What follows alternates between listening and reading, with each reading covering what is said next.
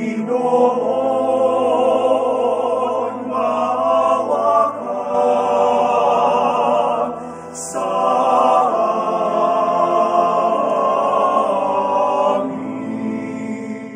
bring no weapons. We bring the gospel. That quiet line, shared in early reports this week, hit harder than any naval press release. Because here's the question no one expected to ask in 2026. What happens when faith plants a flag where warships already circle? In the latest twist in the long-running South China Sea drama, the Catholic Church is preparing to open a mission on a disputed island, claimed by both the Philippines and China. A chapel, a priest, humanitarian outreach for fishermen who spend weeks at sea. On paper, it sounds almost gentle, even beautiful. But nothing in the South China Sea is ever just simple. This is the same stretch of water where Chinese Coast Guard vessels shadow Filipino boats near Second Thomas Shoal. The same region was watched closely by commanders in Manila and strategists in Beijing. The same sea where concrete, steel, and sand have already turned reefs into airstrips. And now, a chapel. I keep thinking about the fishermen, the ones who leave Palawan before dawn, rosaries hanging from rearview mirrors of battered boats, the ones who whisper quick prayers before sailing into waters where radio warnings can suddenly crackle through the silence. For them, a small mission isn't a geopolitical chess move. It's comfortable. It's familiar. It's someone to bless a boat before it heads back into uncertain waters.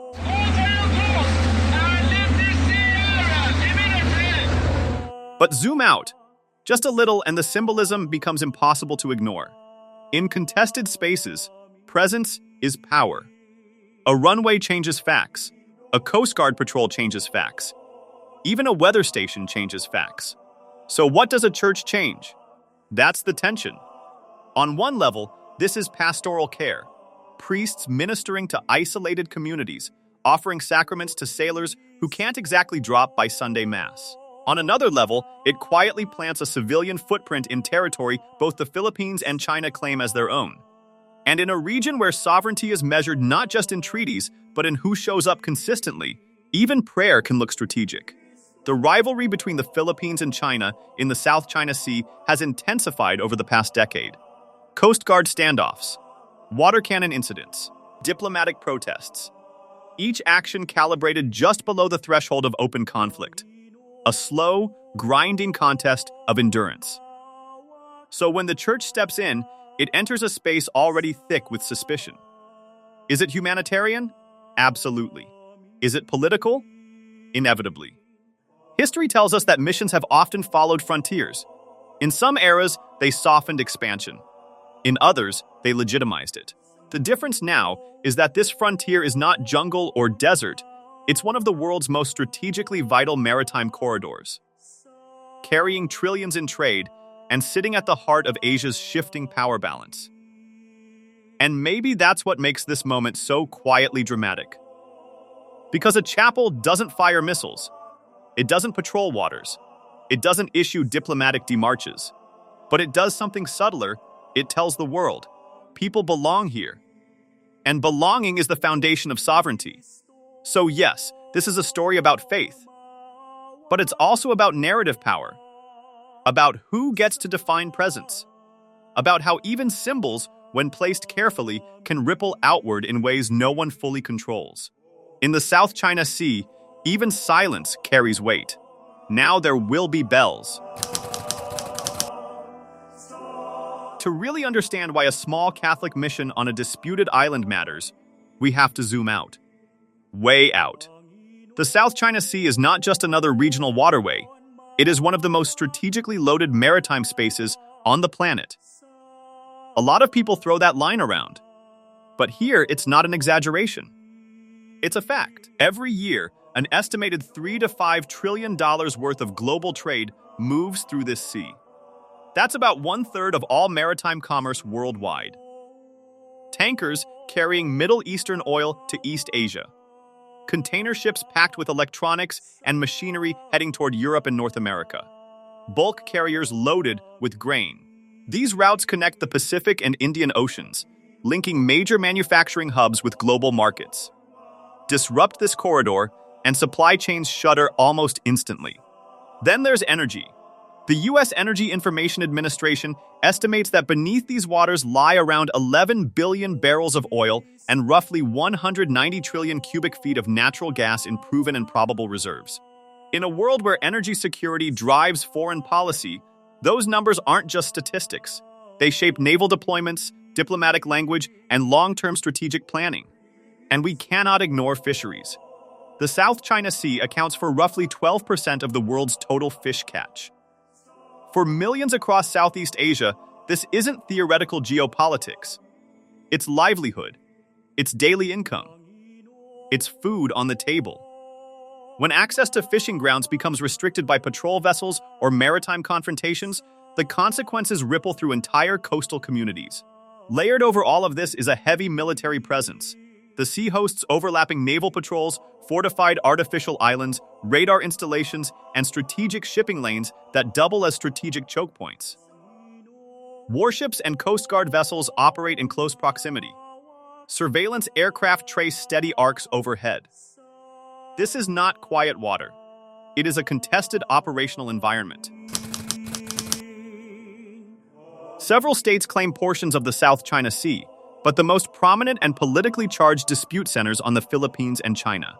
In 2016, the Permanent Court of Arbitration in The Hague ruled in favor of the Philippines in a case brought under the United Nations Convention on the Law of the Sea. The tribunal concluded that China's expansive 9-line claim had no legal basis under international law. It also clarified the maritime entitlements of certain contested features. Beijing rejected the ruling outright, calling it null and void, and has continued to assert its claims in practice. Since then, legal clarity and strategic reality have existed side by side, but not in harmony.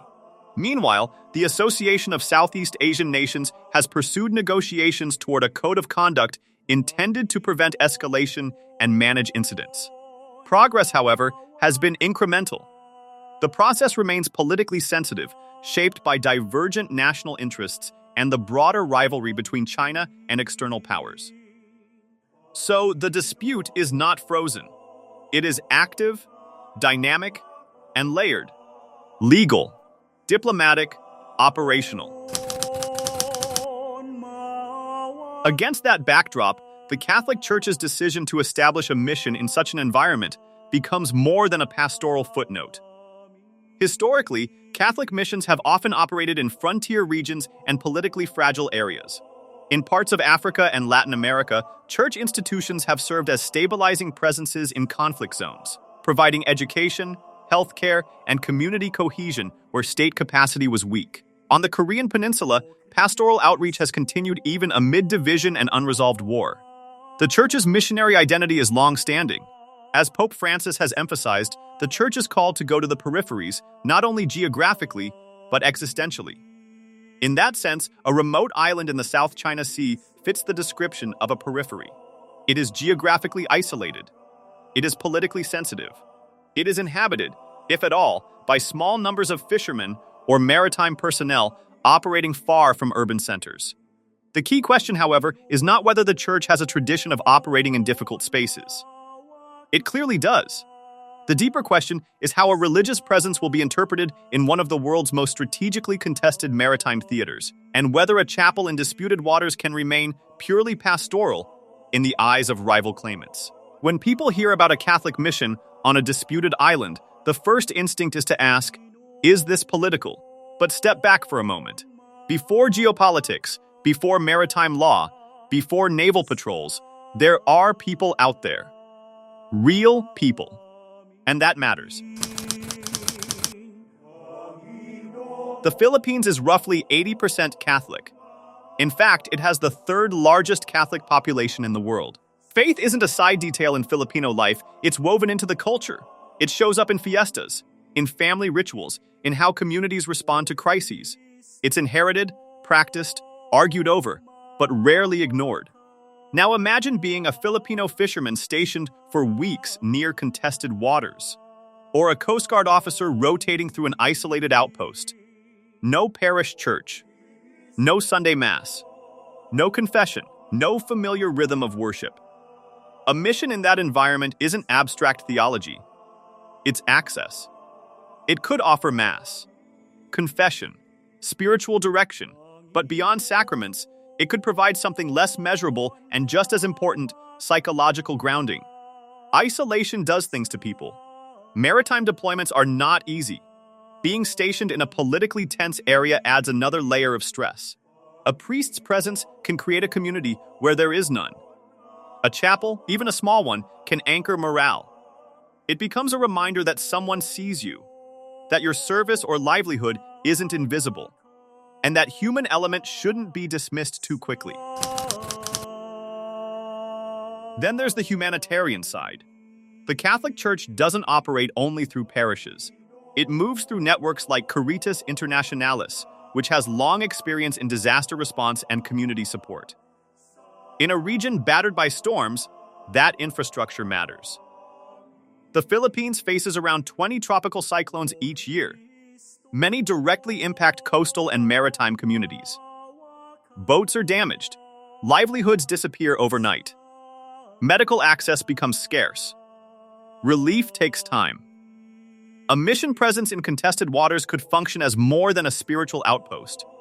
It could support medical missions, distribute emergency supplies, and provide educational outreach to transient or vulnerable communities operating at sea. In that sense, it fits within the Church's long-standing model: go where the state is thin, where geography is harsh, where communities are exposed. And let's be honest, typhoons don't care about sovereignty disputes. But here's where it gets more layered. The Holy See, which governs the Catholic Church diplomatically, has a long tradition of positioning itself as a mediator and advocate for peace building. It maintains formal diplomatic relations with states across ideological divides. It rarely speaks in military terms. Its language is moral, not strategic. Pope Francis has repeatedly called for restraint in maritime disputes, emphasizing that peace is not simply the absence of war, but the patient construction of justice. So the mission could be framed not as territorial signaling, but as a symbol of peaceful presence. A reminder that even in contested spaces, there is room for pastoral care and human dignity. Of course, symbolism cuts both ways. In disputed territory, any permanent structure can be interpreted as reinforcing presence. A chapel may not assert sovereignty in legal terms, but it exists physically. It gathers people. It endures. And that's the delicate balance. Is the mission there to evangelize and serve? Clearly. Does it carry symbolic weight in a geopolitically sensitive theater? Inevitably. The Church may see periphery. States may see positioning. Both interpretations can exist at the same time. Once you move past the symbolism, the legal questions start stacking up fast. First, sovereignty and jurisdiction. If a Catholic mission is established on a disputed island, which diocese oversees it? Would it fall under a Philippine ecclesiastical jurisdiction? If so, does that carry implicit administrative recognition from Manila? And if Philippine domestic law recognizes the structure as operating under its authority, could that be read externally as reinforcing de facto control? Under international law, particularly in territorial disputes, physical presence matters. Civilian installations, even when non-military and humanitarian in function, can contribute to arguments about effective occupation. They signal administration, continuity, and organized activity. A chapel is not a naval base. But it is still a permanent structure with institutional backing. That nuance is where things become delicate. Then there is the Vatican-China dimension. In 2018, the Holy See in Beijing signed a provisional agreement concerning the appointment of bishops in China. The arrangement was widely viewed as an attempt to stabilize long-fractured relations between the Vatican and Chinese authorities. China formally recognizes Catholic practice only under the state-sanctioned Chinese Patriotic Catholic Association. And tensions between underground and official churches have long complicated diplomacy. If a mission in disputed waters is perceived in Beijing as aligning, even indirectly, with Philippine territorial claims, it could strain that fragile arrangement. The Holy See generally avoids overt entanglement in sovereignty disputes. Its diplomatic posture is calibrated, incremental, and cautious. A maritime controversy would not be an environment it enters lightly. From Manila's perspective, the framing is straightforward. The Philippine government could present the mission as pastoral support for Filipino fishermen, Coast Guard members, and station personnel operating far from regular parish life. Domestically, the move may resonate as a cultural affirmation. Catholicism is deeply embedded in Filipino national identity. A chapel in contested waters could be interpreted by local audiences as a soft assertion of presence, not through force, but through faith. China's reaction would likely be more guarded. Beijing could interpret the initiative as subtly reinforcing Philippine administrative presence. It might also scrutinize any Vatican involvement for diplomatic implications. Responses could range from formal diplomatic protest to symbolic maritime patrols near the site, reinforcing China's own claims without escalating militarily. The broader regional response would be measured. The Association of Southeast Asian Nations has consistently prioritized stability and the avoidance of open confrontation in the South China Sea. Any development that appears to alter the status quo, whether civilian or military, tends to raise quiet concern among member states wary of incremental escalation. Security is the most immediate concern. The waters are already heavily patrolled. Coast Guard vessels operate in close proximity. Encounters can escalate quickly, even when unplanned. A civilian religious outpost would exist in an operationally tense environment. Breaking news out of the region this hour is one of the strongest storms to ever make landfall in recorded history has hit the Philippines. Super Typhoon Haiyan is already the strongest tropical storm we've seen anywhere. Add to that the Philippines' exposure to roughly 20 tropical cyclones annually, rising sea levels, and fragile infrastructure realities, and the logistical challenges become clear. There is also the risk of politicization. The Church's credibility in such a setting depends on visible neutrality. If it is perceived, rightly or wrongly, as favoring one claimant, its pastoral mission could become overshadowed by geopolitical interpretation. Environmental considerations cannot be overlooked either. The South China Sea hosts ecologically fragile coral systems that have already suffered extensive damage from large-scale artificial island construction. Any new structure, however modest, must avoid contributing to reef degradation. Global scrutiny over environmental stewardship in contested waters is intense. Catholic social teaching consistently emphasizes peace, justice, and stewardship of creation. The Catechism frames peace not merely as the absence of conflict, but as the product of justice and charity. Historically, the Church has acted as mediator in conflicts across Latin America and parts of Africa, often leveraging moral authority where formal state diplomacy stalled. That legacy shapes expectations. If a mission is established in disputed waters, it will not be evaluated only as infrastructure. It will be evaluated as a moral signal. Does it lower tensions? Does it support human dignity? Does it avoid entrenching division? Those questions go to the heart of the Church's theological identity. The Holy See maintains diplomatic relations with more than 180 states, giving it a unique form of soft power. It does not project military force. It projects moral influence. Faith-based diplomacy has become more visible in recent decades, particularly in politically divided or post-conflict societies. Comparable patterns can be observed in religious humanitarian missions operating in disputed areas of Eastern Europe, or in church-mediated dialogues within deeply polarized states. In each case, the institution acts not as a sovereign power, but as a transnational moral actor navigating between governments. That positioning is delicate by design. In a best-case scenario, the mission functions strictly as a humanitarian and spiritual center. Both China and the Philippines tolerate its presence. It becomes, over time, a modest but stable symbol of coexistence in contested waters. A moderate scenario is more likely. The mission operates under careful diplomatic balancing. There is periodic political friction. Statements are issued. Patrols continue. But escalation is avoided. The worst-case scenario would involve Beijing interpreting the structure as a sovereignty assertion. Diplomatic protests intensify.